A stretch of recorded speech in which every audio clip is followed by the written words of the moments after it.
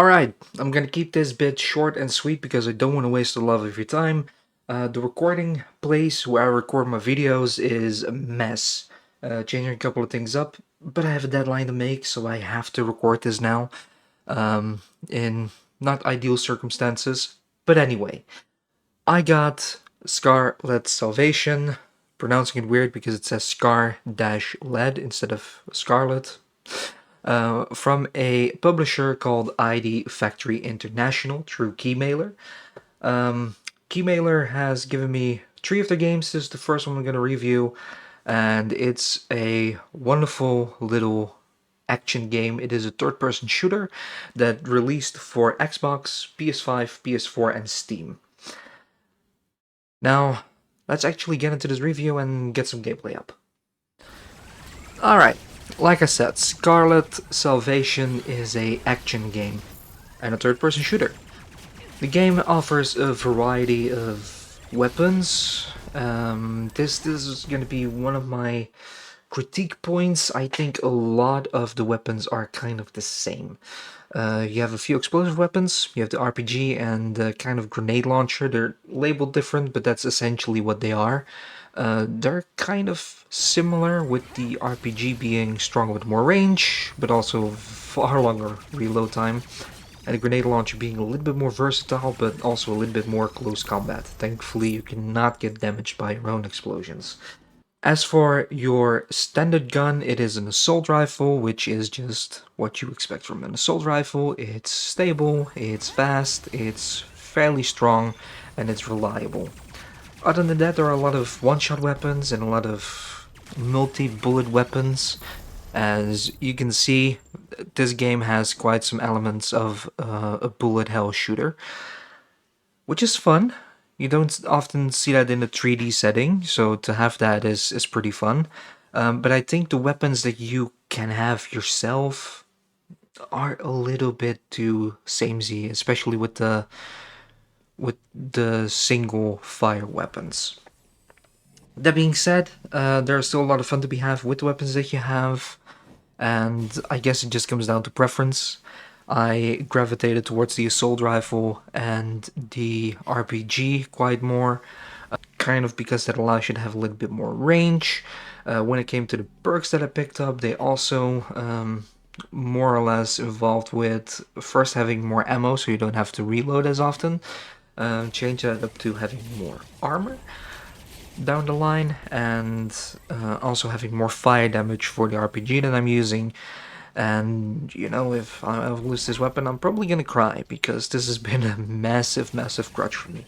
But you know, that's the way I set up the build for my character. There are a few different builds that you can have, and thankfully it is not too much to turn this into a light RPG.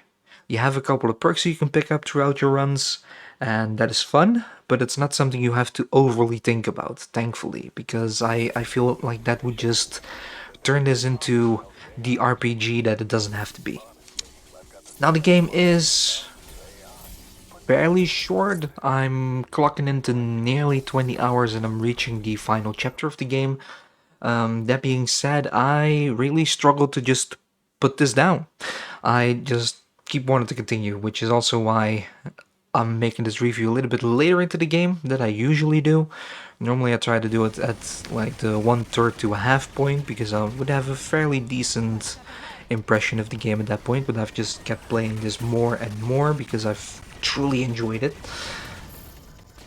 That being said, like I said, the game is fairly short. There are only 3 bosses. The boss battles are really good, and the way they're set up is really good. They are quite similar to each other, but they also have their own little mechanics to set them apart. Which 2 of them being quite stationary, one of them just dashing around the room, one of them using ice damage to kind of slow you down, the other one doing fire damage to burn you, then the other one just having a lot of lots and lots of bullets. That's also just the first boss, which, you know, should be the one to get you into the boss battles. So I think that is done pretty well. As you finish the game the first time, I would say finish with air quotes, You get to a second run where the enemies become stronger, where there's more elemental damage from your regular enemies, and once you reach the boss battles, instead of them having 2 phases, they have 3, and the first 2 are also more difficult than the first time around. With that being said, the game is extremely well in its progression system. First off, you're just fighting very basic enemies, and those are eventually rotated out for more trickier enemies. You're gonna have enemies that you just shoot straight at you, which is pretty easy to dodge. They're gonna have enemies who have more of an area of effect and more diverse ranges in their attacks. Then there are enemies that will have tracking bullets, so you're gonna have to dodge those. And there's just enough variety to really spice things up as you go from room to room. And with its semi-generated maps and enemy systems, this game does a really good job at just forcing you to become better yourself so you can progress further. One of the things that really help with this progression system is its armor system. Now, when you start off, you'll see your main character have plenty of armor. It's actually quite a pretty cool outfit, but as you'll probably notice, as you move on from room to room, you're gonna start to take damage. At first you think, well, taking damage is not really that punishing. I still have pretty much all my health, and I've been through a lot of these rooms, and you might not notice that your armor has slowly been breaking down. At least I didn't notice that. And eventually I'm just, I noticed it the first time I died, because suddenly I took a lot of damage, and I was like, what the hell happened? I'm suddenly taking a lot more damage than I did before. And as I died for the first time, I'm regenerating and think, hey, this is actually what the character was supposed to look like. I remember now. Oh wait, all these bits actually came off during the fighting.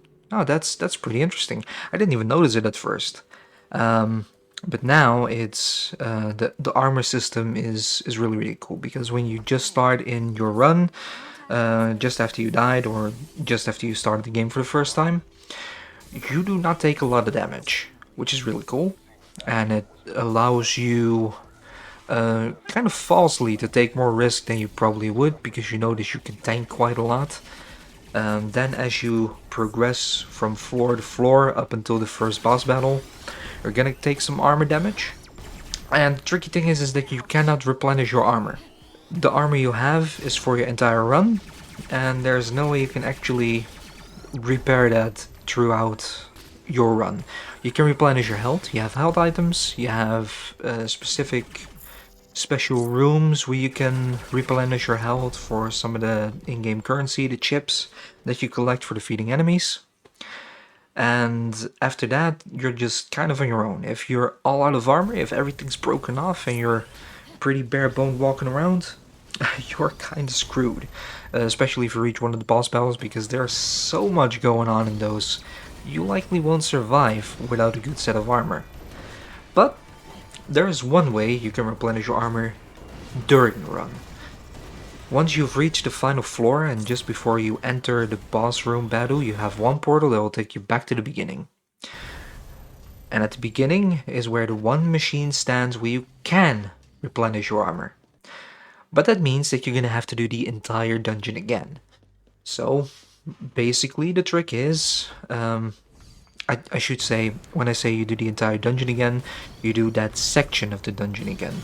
You have 3 sections, one for each of the bosses. Once you've defeated one boss, you unlock a shortcut to the next one. So, the annoying thing is once you've done a boss battle, you'll get thrown straight into the next dungeon, so you can't replenish after the boss battle. So you want to get out of that unscathed enough to survive the next dungeon, which is where a couple of my deaths happened. I haven't died a lot. I'm on my 5th character, because the game does track the amount of characters you have by a little tattoo under your character's left eye. That number is thankfully not that high on my character. I've been doing pretty well. But with that being said, I'm on my 5th character, and 3 of the deaths that I had were because I was too damaged after a boss battle to continue on. And one of one of them was during a boss battle where I died, and one of them was when I just started off and I was just getting a little bit sloppy and a little bit overconfident and just died before I reached the first boss. It was my first run. It is what it is. Um, I've been doing a lot better on this fifth run. And what I've been doing is I go through the entire dungeon, fighting the enemies, collecting resources, and leveling up my weapons. Then when I reach the boss battle, I return back to the main chamber, replenish my armor, go back in the dungeon and just speed run past as many enemies as possible, trying to make sure I take as little damage as possible. So I just rush straight to the boss battle, fight that boss, and then continue to do the next dungeon with defeating as many enemies as possible. With that tactic, I've been able to go from the first set of the game, so the first dungeon, all the way to the end, back to the beginning for your second circle, and I'm now towards the third dungeon of playthrough number 2, which is the final dungeon as far as I know. So that tactic has worked pretty well for me. Also happy that I've been able to level up my weapon quite strongly and been able to get the perks that I need to make it even stronger. So that's all positive, and yeah, I'm just gonna be really sad if I die next and I'm gonna lose my very, very, very overpowered gun at this point.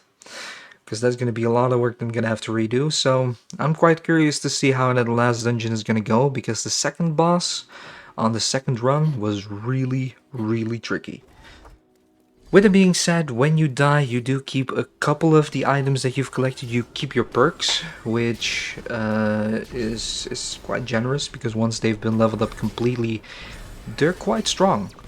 And I'm happy I'm keeping those around. You do drop one of your weapons, but you keep the other one. So one of the tactics is really to find two weapons that you genuinely like and genuinely could clear every room with, and try to level up both as much as possible, because if you die with your main weapon, at least your secondary weapon that's now going to be your main is going to be feasible enough to start your next run with.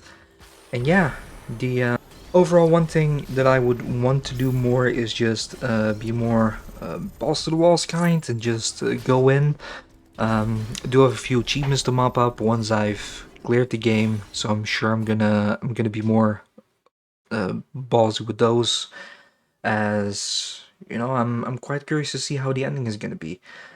The AI companion that your character has throughout the game, that she's talking with and she's narrating with, kinda tries to screw you halfway through, but that might have also been a different AI, which the game is teasing. So I'm quite curious to see how this is gonna end, because I'm not sure. I have speculations, but I always like it when a game is able to at least make me guess. You know, after a couple of decades of playing games and being in various story narratives, being surprised by a game doesn't happen too often, and I thought I knew what was going on with this, but the game is kind of making me second guess myself. So with that, also, really well done. The narration is solid. As you can see, the graphics are pretty good, and most importantly, this game is extremely well polished. I have not run into any issues, and I'm nearly at the end of the game, so yeah, it just works. In the words of Todd Howard, it just works, but it's not a lie, it's actually true. The game costs 30 euros. It is available on Xbox, PS5, PS4, and Steam. I actually do recommend this. It has been a ton of fun. We don't get a lot of very action-driven, fast-paced third-person shooters anymore. A lot of them just become open worlds, and a lot of them just become RPG lights, and this game isn't. It's just quite bare bones, but that is also what made these genres very fun around a decade ago, and we're not seeing a lot of those anymore. So I'm really, really glad that Scarlet Salvation is doing this. It's going back to a genre that is not getting a lot of love, even though it was always quite popular.